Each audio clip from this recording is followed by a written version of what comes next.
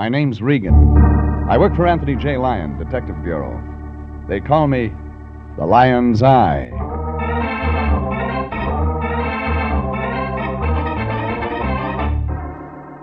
Sunday at 8:30, and CBS brings you Jeff Regan, Investigator, starring Frank Graham as Regan, with Frank Nelson as Anthony J. Lyon. So stand by for mystery and suspense and adventure in tonight's transcribed story. She's lovely, she's engaged, she eats soybeans.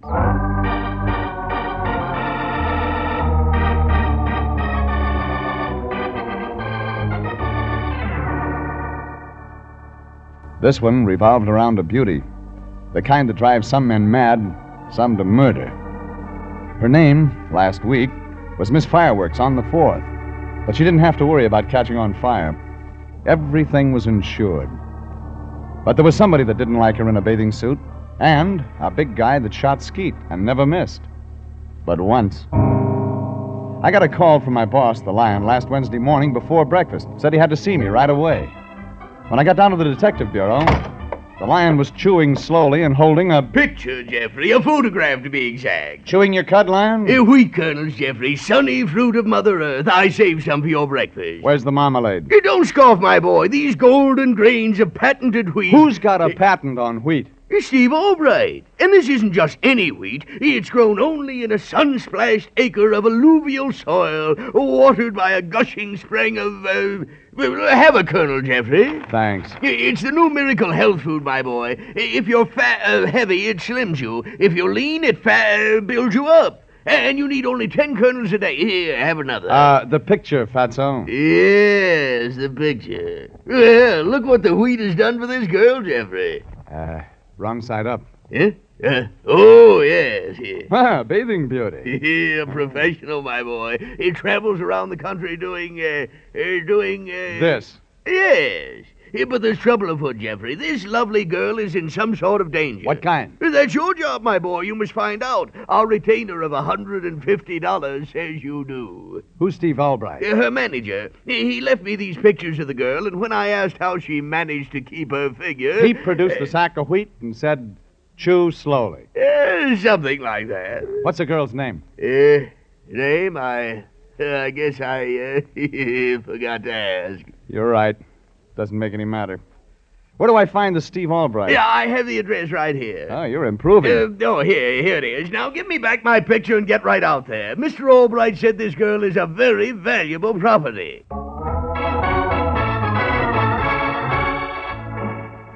Some photographs lie, but these told the truth. About soft hair flowing down to the waist. A fluted figure, tight in a two-piece bathing suit. If you look real close for it. Now, who'd want to get a girl like this into trouble? But somebody did. It was afternoon before I could contact Albright. His office was in a small white stucco building back of the Sunset Strip. No elevators. The directory said Steve Albright, Massive Enterprises Incorporated, Suite 3. I found it. The door said enter. I entered. Regan, excellent. The office was one room, a desk, and... Steve Albright is my name. Perfect. Glad you got here so soon. Excellent. Glad to know you. Wonderful. You're thinking this is a small office, that Massive Enterprises is broke. I ask you to examine the books, Mr. Regan. You've paid us. They're somewhere in this drawer. Oh, here they are. Excellent. Where's the girl? We'll come to her, fine. Grand. The books. You see? They go back to 1948. That's when I found her. What do you call her? Actual name, Jerry Shoulder. Marvelous. But no one knows her by that name. As you can see in the books, Mr. Regan, it's always something like Miss Gold Coast. Mm-hmm. See, Chicago, $1,436.56. 2 days' work, pictures, endorsements, radio shots. Mm-hmm. Good money for 2 days' work. Jerry was Miss Coal Tar Derivatives for the Duplan Manufacturing Empire. $2,769.84. In 3 days, marvelous. Of course, the flower festivals and all have a bathing beauty contest, but they find it's much simpler and more advantageous to have a professional win. She knows how to pose, she knows what to say and do, and, of course, she's more beautiful. Makes sense. You say she's in trouble. We did very well in Kansas City as Miss Ground Round for the butchers. I want to know about now. Well, since we've been here, Mr. Regan, there have been innuendos, threats against her life. Why? I don't know. Well, here, you can see from a picture. You left pictures of her with Lion. I'm convinced. I mean, Mr. Regan, it's seldom that a girl comes along who has all... delightful. I mean, it's insured. Insurance is a wonderful business. Yeah, $100,000 overall. And Lloyd's of London will pay $10,000 if she injures those legs of hers. Mm-hmm. You want me to act as her bodyguard, eh? Precisely, Grand. Delightful. That is, if you feel you can resist her. You see, Mr. Regan, her value as a professional bathing beauty is ruined if she gets mixed up with men. Marries. Uh-huh. You, got a policy on that, too? $50,000. I promise I won't marry the girl. Your big job is to keep men away from her. What man? His name? Banyan. He's tall, good-looking. Yeah, I know him. He's a cheap racketeer. Oh, excellent. Then we can do business. Just curiosity, all right, but what about the golden grains of patented wheat? Oh, that's just a sideline of our enterprise, Mr. Regan. Women wonder how Jerry Shoulder managed to keep what you see in this photograph, so we started a little health food business on the side. Yeah, another thing, if something happens to Jerry's shoulder, who gets the insurance money? Massive Enterprises. Which is? Me? I checked the insurance policies. They seemed genuine. I asked where I could find Jerry's shoulder and was told the beauty parlor. Where else? And that's where I headed, only instead of a parlor, it was a beauty salon. The doors were plate glass, the doorman an electric eye. The plate glass swung out. I swung in.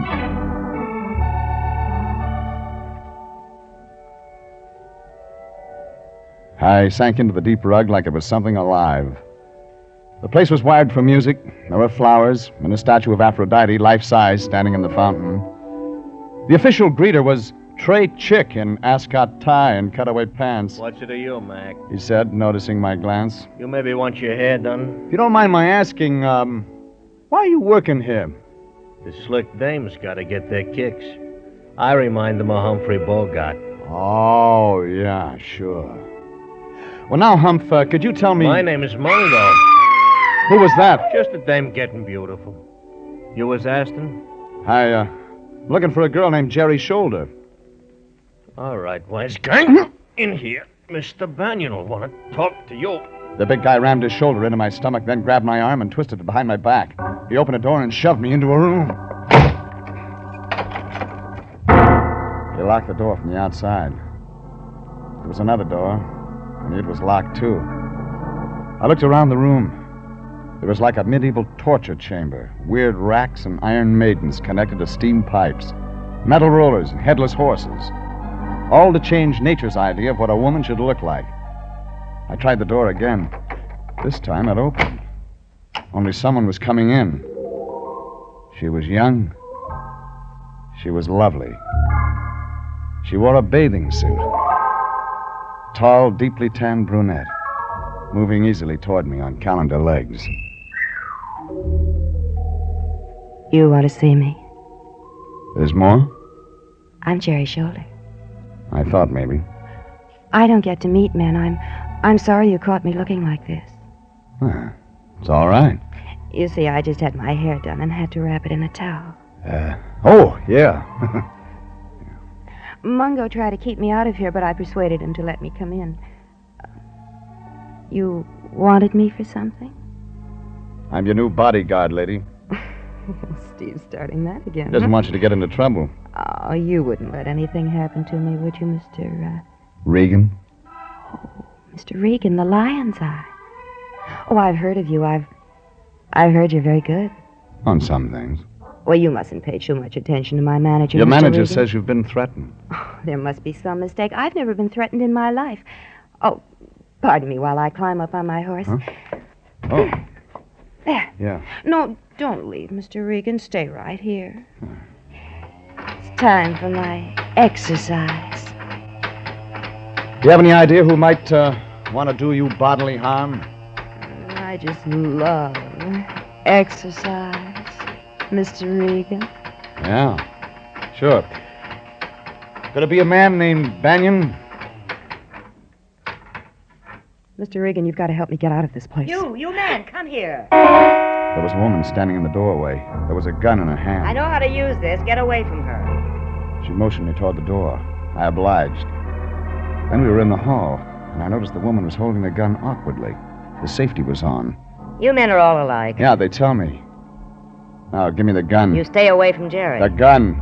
I'll just put it back in my purse, but you stay away from Jerry now. The woman dropped the gun into her purse. She wore a plain, hugging jersey dress. Gray hair in a bun at the back of her head.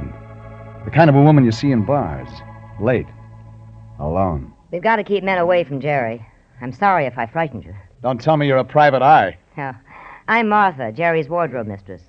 I keep her bathing suits in cool, dry places. They're latex, you know. Do you know a man named Albright? Well, sure, that's Jerry's manager. He's the one that told me to protect Jerry, keep the men away. Well, then why didn't you do it? The way she came walking in, anybody could have got to her. I was busy for a moment in the back, looking for a cool, dry place. Does Jerry know a small-time racketeer named Banyan? Well, if she does, I don't know about it. And I'm with her constantly. Yeah, like today. Oh, I'll bet you're Jeff Regan. Yeah, so Albright told you I was on the case, He huh? tells me everything, Mr. Regan. Mm-hmm. Well, maybe he can tell you why Jerry didn't follow us out into the hall. It does seem We strange. better take a look in that room. Jerry's shoulder was gone, out the other door. But we still had a catch. Standing in the middle of the 17th century chamber of mechanical horrors was a 20th century mess. The ape in ascot tie and pearl buttons, only now his clothes were torn, his face scratched and bleeding. All right, where's the I girl? was only trying to help. Wake up, will you? Where is she? Mr. Banyan, he Banyan said... again. Keep her safe from guys. he Snap said. out of it, will you? I couldn't hit his girl. I tried to hold her. She hit me and scratched Is she still me. in the building? She even screamed at me, but I couldn't hit his girl. Banyan, That's sure. all. And I know where to find him.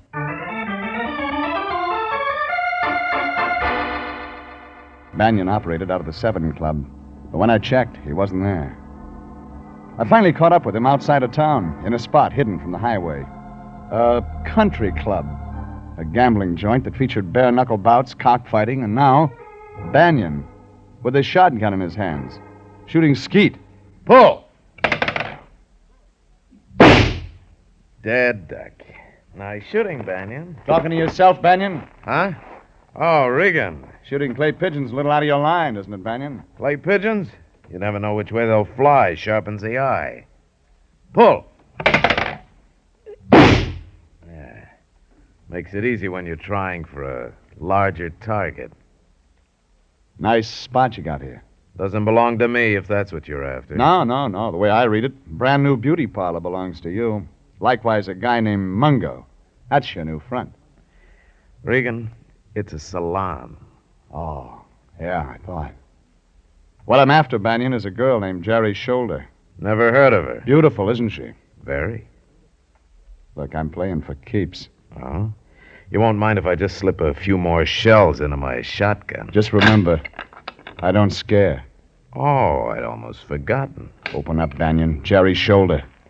You know what my enemies are saying, Regan? That Jerry Shoulder's as good as dead. Pull! You missed. This time. I checked the club grounds. No Jerry Shoulder. She wasn't with Banyan. I headed back to L.A. fast.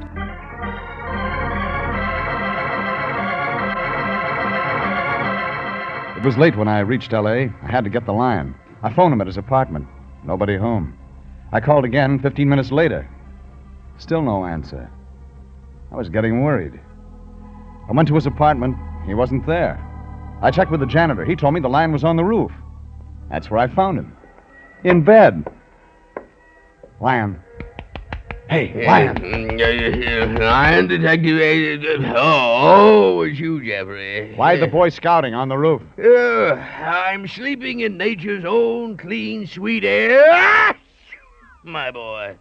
I moved my cot up here just this evening. Look, Lion. You're sleeping under the stars, just as Mother Nature intended. Lion, If I'm... Mr. Albright says Miss Shoulder sleeps out even when it's raw, it's part of their health plan. Look at me, Jeffrey. I'm thinner already. You know, I've only had 8 kernels of the patented wheat today instead of 10. I did without dessert. Listen, Fatso, I'm heading for Jerry Shoulder's hotel. I want you to check on Banyan. You that low criminal? Find out where he's been the last few days, how he's been spending his time, everything. Keep an eye on it. All right, Jeffrey, if you insist. I insist. Do you think you'll find Miss Shoulder at a hotel? Maybe.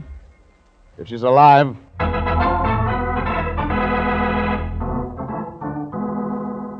I dropped the Lion off at police headquarters to get a rundown on Banyan. Then I drove to Jerry Shoulder's apartment hotel. The street was quiet and deserted. Most of the windows were black, just a few lights here and there. Patio balconies, very swank. Inside, there was a self-help elevator. I went up.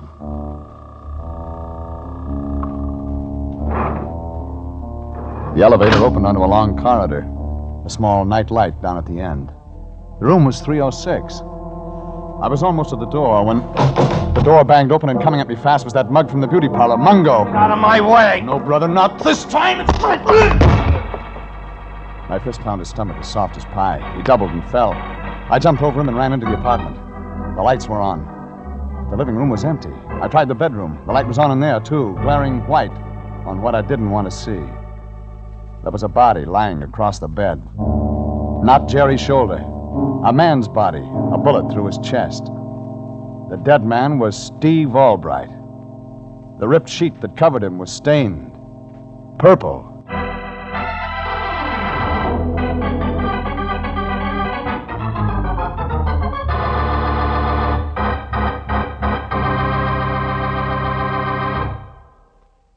This is CBS, and you are listening to tonight's adventure with Jeff Regan, Investigator, entitled She's Lovely, She's Engaged, She Eats Soybeans.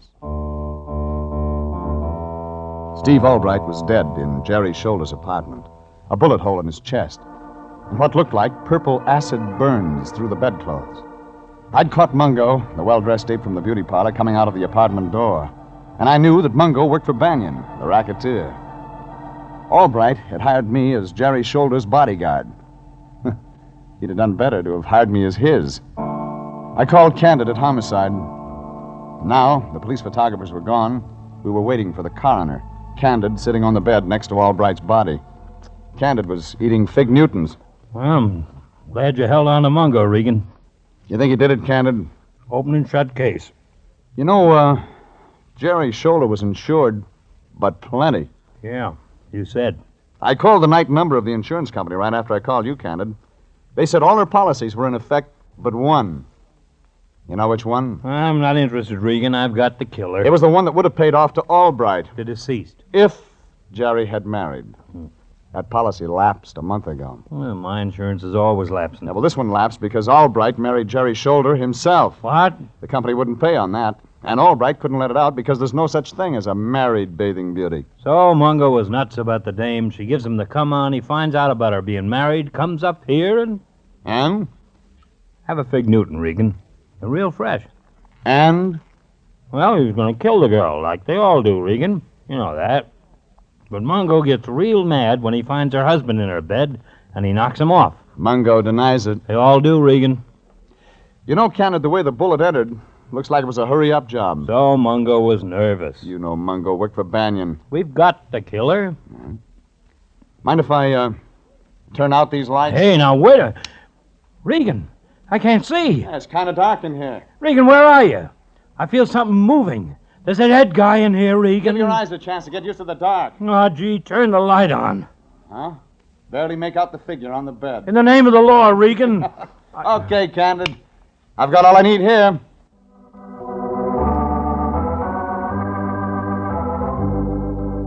I left Candid and the dead man and headed for my car.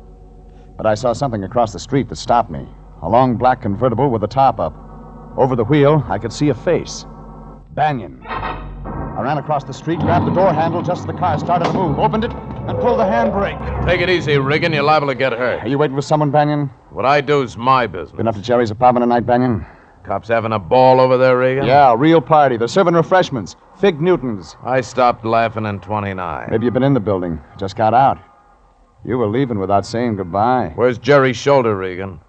Let's look in your car trunk. If anything happened to that girl, I'm holding you responsible. Put that gun away. She's the only clean, decent thing I've ever had in my life.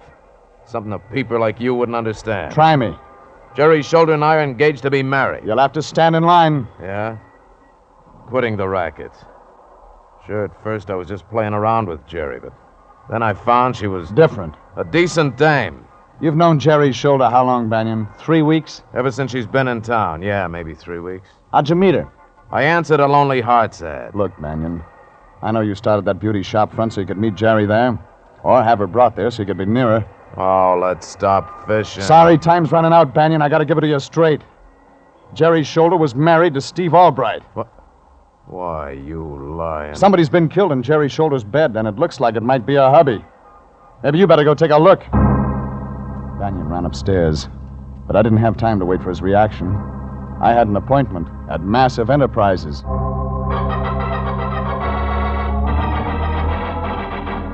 It was 4 in the morning now. A clear sky pouring cold moonlight down on the deserted stucco that housed Massive Enterprises Incorporated. The outside door was open. Steve Albright's office was locked. It opened on the third key. I tried. I snapped the overhead light on. Everything just as I remembered it. I opened the desk and found what I wanted. When Steve Albright had said that Massive Enterprises consisted of himself, he was almost right. The health food sideline was in the name of Martha Highgate. I used the phone to raise the line. Tried every place I thought he might be. Then tried the office of the Detective Bureau. Yeah, Anthony J. Line, Detective Bureau. Anthony J. Me, Line. Fatso. Oh, Jeffrey, my boy. I've been trying to locate What'd you get on Banyan? That's what I wanted to tell you. I picked up his trail at the 7 Club. He was with Jerry Shoulder. Well, yeah. Yeah, I just talked to Banyan. Yeah, I'm not surprised, Jeffrey. I took his girl away from him. Jerry Shoulder? Yes, when they came out of the club, Banyan went to get his car. I spoke to Miss Shoulder and told her she was in great danger. Showed my credentials, and she came with me. With you? Yes. Oh, she's a very nice girl, my boy. She said she's had to go around with Banyan. He practically forced her to accompany him. Where's Jerry Shoulder now? Well, she was here at the office up until an hour ago. We had a midnight bite of wheat and quite a nice chat. She's gone? Well, I was out getting a drink of water, and when I came back, she was gone. Anything else on Banyan? Oh, yes. There is no Banyan. Come again? Banyan is just one of the aliases taken by a hoodlum whose real name is Highgate. Highgate? And he has an older sister named Martha. Yes, but how... That's all I needed. Thanks, Lion. It began to make sense. When Banyan saw Jerry Shoulder had run out on him, he phoned downtown to Mungo, had Mungo check her apartment. That's where I found him. I looked through Albright's desk and found Martha Highgate's address. It was the Ronda Hotel. When I got there, the room clerk was smiling. Room 405, Regan, but you won't find Martha Highgate up there. Who will I find? Smooth day. Must be a friend. Had a bottle and some ice cubes sent up just a little while ago. Celebrating. Celebrating? Wearing a bathing suit.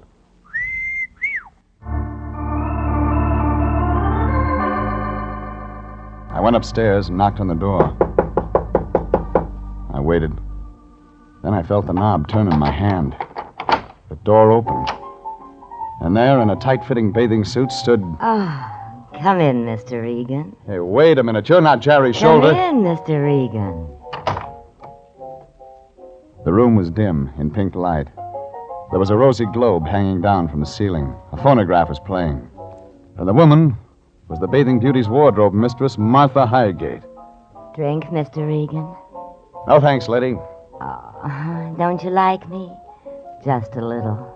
I'll like you more after we talk. Do you like me in this light?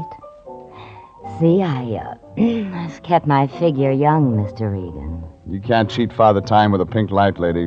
My hair looks almost black if you don't stand too close. It's long, Mr. Regan. You even had the bellboy fooled with that bathing suit and your hair down, Mother. I'm Jerry's Shoulder now. It'll take more than wishing to give you what she has, lady. Maybe a little drink will improve your eyesight. No one's eyesight's too good in a darkened bedroom, Martha. Bedroom. You loved Steve Albright, didn't you, Martha? Love Steve? Oh, sure, and he loves me. Yeah, he did all right by you, too. Made you part of Massive Enterprises, gave you a cut of the profits. But that wasn't enough. You wanted him. I've got him. Oh, no, lady. Somebody's got him now, but not you. Not Jerry Shoulder. Steve Albright is dead. Dead? One thing, lady, you didn't know that Steve and Jerry were married. Stephen? Jerry? Yeah, you should have turned that bedroom light on before you threw that acid. What do you mean? Jerry was on a date tonight with your brother. No. You killed Steve Albright, her husband. Steve? You made certain with a gun. But you couldn't stand the thought of Jerry Shoulder looking beautiful even in death. So you used acid, too. I can use this gun again, Mr. Regan. Oh, no, you won't use it again, Martha. You're a one-time gal. You won't kill again. Don't try me. Give me that gun, Martha. Stand back. Give it to me. All right. The muzzle blast was hot on my face. But Martha was still a poor hand with a gun. The bullet went wild, and I had her by the arms, tight. Get your hands off her, Regan. Banyan. Oh, honey, I knew you'd come. I knew you wouldn't let me take him. All right, give me the gun, Regan. One inside your coat, too. That's right. You won't get away with this, Banyan. What's Regan doing here, sis? Shoot him. Kill him, honey. What's Regan doing in your room? Well, he was going to take me in for killing Steve Albright. But now you won't let him. You won't let him, will you, honey? Why the bathing suit? She went up there to kill Jerry's shoulder, Banyan. Why the bathing suit? I'm as beautiful as she is. Jealousy, Banyan. Your sister wanted Steve, but he fell for Jerry. How about it, sis? I wish now they'd been together tonight. I didn't know they were married. I'd have killed both of them. That's why I threw Jerry at you, honey. You wanted her, and I wanted to get rid of her. Oh, gee, I'm glad you showed up, honey. Now, come on, kill Regan. Come on, shoot Regan. No. That's not the way it's going to be. All right, Regan, here's your gun. What Thanks, Banyan. are you doing? You're my brother. You can't do that. You can't turn me in. You don't need to worry about Martha, Regan. No, I can't. So Jerry was married. Well, all that's over for me. But you tried to kill her, Martha. So I'm turning you in myself. No, you can't. They'll hurt me. You're my brother. Yes, The woman in the you're my bathing brother. suit, flattered by the rosy light, You know allowed her what? brother to take her by the arm and lead her from the room.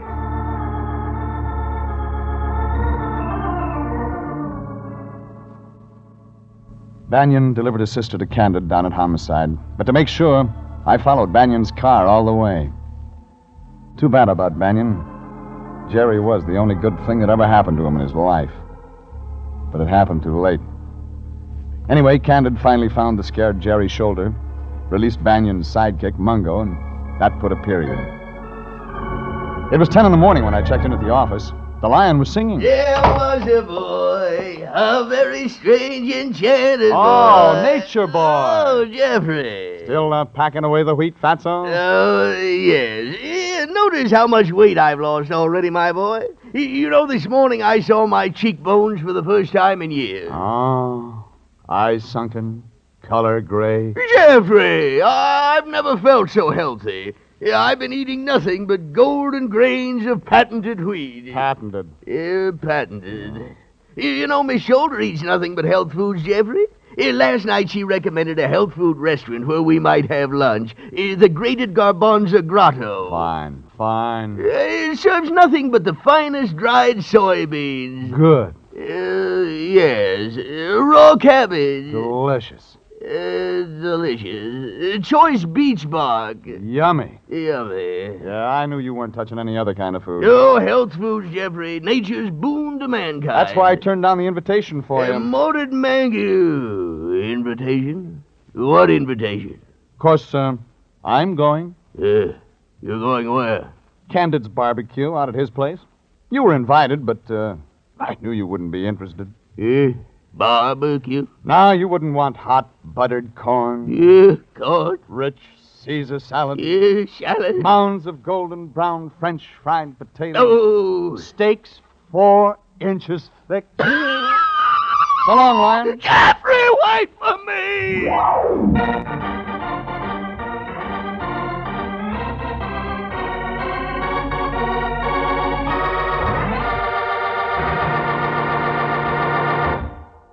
Jeff Regan, Investigator, is written by William Frug and Gilbert Thomas, produced and directed by Sterling Tracy, and stars Frank Graham as Regan, with Frank Nelson as Anthony J. Lyon. Original music is by Dick Arant. Jeff Regan, Investigator, is heard each week at the same time over CBS. Bob Stevenson speaking, reminding you that Jeff Regan will be back next week, transcribed. This is CBS, the Columbia Broadcasting System.